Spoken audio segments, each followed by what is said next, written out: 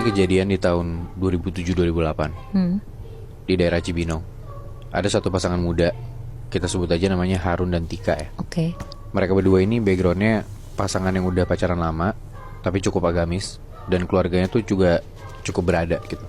Di saat itu mereka tuh setelah baru nikah langsung pindah ke rumah baru.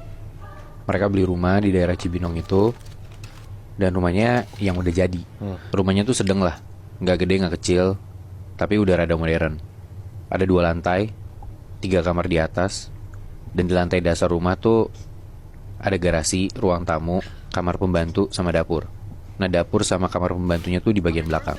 Mereka beli rumah ini tuh dengan harga standar dan biasa aja, nggak ada halannya apa-apa. Bukan yang rumah dijual murah gara-gara ada suatu habis pembunuhan atau apa tuh, nggak, biasa aja gitu. Singkat cerita, si Tika ini hamil muda, dan kata dokter dia harus istirahat banget, Moy. Nat. Karena harus istirahat itu, akhirnya Harun dan Tika ini nge-hire pembantu lah. Nah, jadi rumahnya si Harun dan Tika ini yang tadinya kamar pembantu itu dijadiin gudang sama pemilik sebelumnya. Nah, mereka nggak pernah buka sama sekali si gudang ini, karena mau dijadiin kamar pembantu kan. Pas dilihat, emang isi gudang ini atau kamar ini tuh emang banyak banget barang-barang lama, tapi udah rusak gitu. Kayak lemarinya tuh udah pada lapuk, meja-meja dari kayu tuh udah pada patah, dikeluarin lah tuh buat dibuang. Nah, ada satu barang nih, Nat, Moy. Jadi ada cermin di dalam gudang atau si kamar pembantu ini. Gak ada frame-nya, bener-bener cuman cermin kotak nempel di tembok di dalam ruangan itu. Dan itu satu-satunya barang yang masih bagus. Sedangkan barang-barangnya tadi gue bilang bener-bener udah rusak, udah hancur, udah gak bisa dipakai lah. Cerminnya kecil atau bisa segede badan gitu, Bi, ngaca ya? Kayak setengah badan doang gitu loh, Moy. Kebayang gak sih? Jadi kayak ya cermin kotak, tapi bukan yang full body gitu, enggak. Dan gak cuma sekecil lihat muka doang gitu, enggak kan? Bukan, kayak seperut lah, sampai ke atas kepala gitu. Dan itu nempel di tembok. Nah, karena masih bagus, didiemin aja lah si kaca ini, ketimbang ribet gitu kan. Udah tuh, yang tadinya gudang disulap tuh, direnov, jadilah kamar pembantu. Singkat cerita, pembantu udah dateng, dan pembantunya ini masih muda, Nat, Moy. Sekitar umur 20-an. Dia datangnya dari Jawa Timur. Kita sebut aja namanya Santi ya. Oke. Si Santi ini di-hire dari agen pembantu rumah tangga gitu. Soalnya Harun sama Tika ini nggak mau ribet lah orangnya. Udah tuh, Santi tidur di situ, enak lah, kamarnya udah diberesin, udah dikasih kasur, dikasih lemari baru, pokoknya enak banget dah. Nah, jaraknya sebenarnya setahun sampai akhirnya mereka punya si ART ini, setahun setelah mereka pindah ya. Dan selama setahun ini, rumah itu tuh nggak pernah ada masalah apa-apa. Karena yang tadi gue bilang, Harun sama Tika ini juga rajin banget ibadah. Keluarganya tuh agamis banget lah. Dan kadang beberapa keluarganya juga suka nginep di rumahnya itu. Dan awal mulanya di sini, Nat, Moy. Satu malam, ini kondisinya beberapa hari setelah si Mbak Santi ini udah tinggal di sini ya. Jadi di malam itu, adanya Tika tuh nginep di rumah. Terus tengah malam, dia mau ke dapur ambil minum. Pas si adenya Tika ini ke dapur, dia ngelihat sekilas. Jadi kalau misalkan mau ke dapur, itu tuh ngelewatin kamar pembantu ini. Terus sebelahnya kamar pembantu, itu kamar mandi. Dan di dalam rumah itu tuh ada jendela dalam. Jadi kalau misalkan lu lagi jalan nih di ruangan itu, di dalam rumah, lu mau ke arah dapur, ya si kamar pembantu ini kelihatan gitu loh. Karena ada kaca di bagian dalamnya. Oke. Kebayangkan? Kebayang. Nah, si adenya Tika ini ngelihat tengah malam itu, si Santi ini lagi di dalam kamarnya, berdiri, matung gitu, sambil ngaca di cermin yang gue bilang tadi. Walaupun aneh, tapi ya udah, adenya Tika nggak mikir apa-apa, lanjut aja tuh. Dia ambil minum, habis itu dia balik lagi ke kamar buat tidur. Besokan harinya, adenya Tika ini nanya ke Mbak Santi, kok tengah malam ngaca, ngapain? Santi bilang, enggak kok, saya udah tidur deh tadi malam. Adenya bingung dong, tapi ya udahlah, mungkin dia ngantuk kali, dia halu gitu, ngeliatnya hal-hal yang aneh. Nah, tapi ada satu kejadian lagi, Nat, Moy. Beberapa minggu kemudian, mau ada pengajian tuh di rumahnya Harun sama Tika. Akhirnya tetangga sama keluarganya pada datang kan ke rumah. Dan di situ untuk pertama kalinya, entah kenapa, Nat, Moy, si Santi ini make upan. Dan emang jadi cakep banget. Jadi pada pangling lah. Dan namanya mulut tetangga kali ya, pada ngomong, itu kok pembantumu cantik banget, gak takut apa suamimu kayak kegoda gitu. Padahal dia gak pernah make upan sebelumnya. Gak pernah. Ya pembantu juga ngapain gitu kan, Iya sih. make upan. Iya.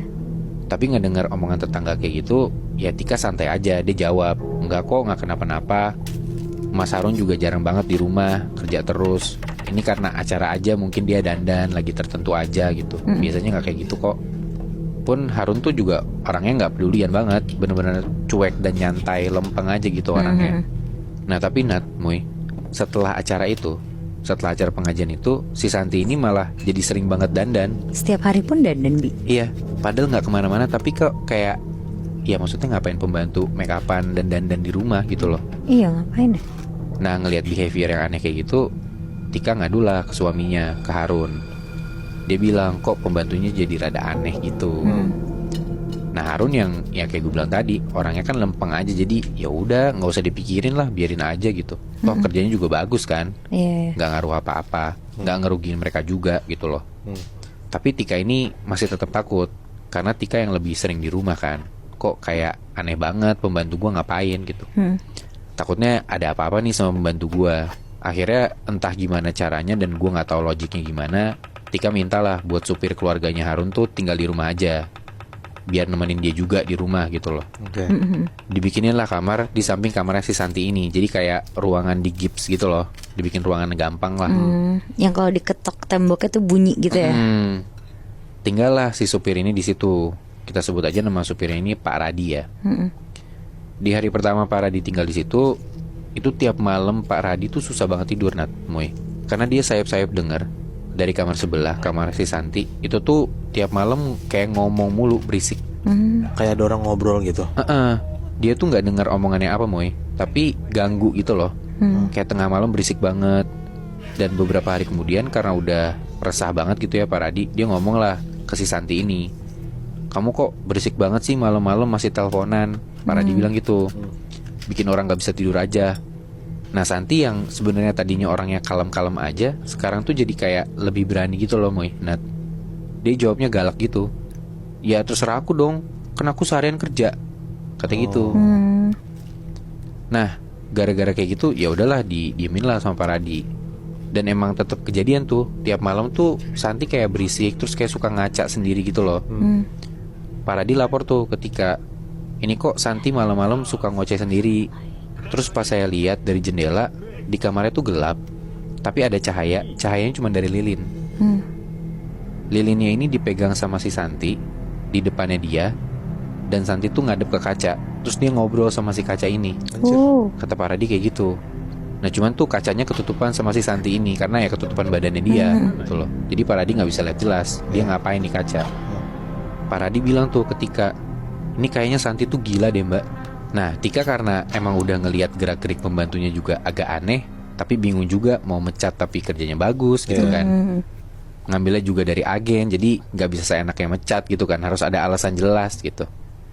Nah tapi si Santi pun tiap malam dandan, bahkan makin hari tuh badannya makin semok, makin cakep gitu loh, Muy. Nah jadi ya Tika juga rada-rada, ini ngapain sih pembantu gua, aneh banget. Centil banget iya, gitu ya. keganggu banget juga gitu loh. Iya. Nah ada di satu malam, sekitar jam 1-an pagi, Pak Radi tuh kebangun, dia mau pipis.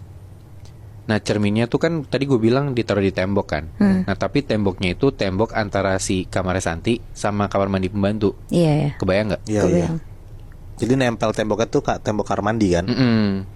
Nah di tengah Pak Radi lagi pipis di kamar mandi pembantu itu, tiba-tiba dia tuh ngedenger temboknya tuh kayak dihantem gitu loh, Muy. Nah kayak buk buk buk. Pak Radi kaget kan, lagi pipis kayak gitu. Dipukul balik tuh sama Pak Radi temboknya. Tapi setelah dipukul balik, dari kamar sebelah, kamarnya Santi, itu malah ada suara cewek ketawa. Anjing. Kaburlah Pak Radi dari situ, lari tuh dia ke kamarnya. Tapi resah nih dia, sebenarnya kayak ada apa sih sama si Santi ini. Akhirnya dia datengin lah kamarnya si Santi ini. Di malam itu juga tuh, pelan-pelan dia buka kamarnya. Dan emang bener, si Santi ini lagi berdiri di depan kaca sambil megang lilin. Tapi walaupun pintu udah dibuka sama Pak Radi, Santi ini nggak gerak apa-apa, nggak ngerasa kayak pintu abis dibuka sama orang gitu loh. Nengok pun enggak? Enggak, Nat. Dia masih ngobrol aja tuh sama si kaca ini. Oh posisinya ngobrol? Posisinya ngobrol, bener berdiri. Terus kayak, jadi pas Pak Radi udah masuk ke kamarnya dan ya masuk gitu ya, kelihatan Santi ada suara-suara ngobrol gitu. Pas Pak Radi ini udah di dalam, dia deketin si Santi, dia lihat tuh kan, si Santi lagi ngobrol sama kaca.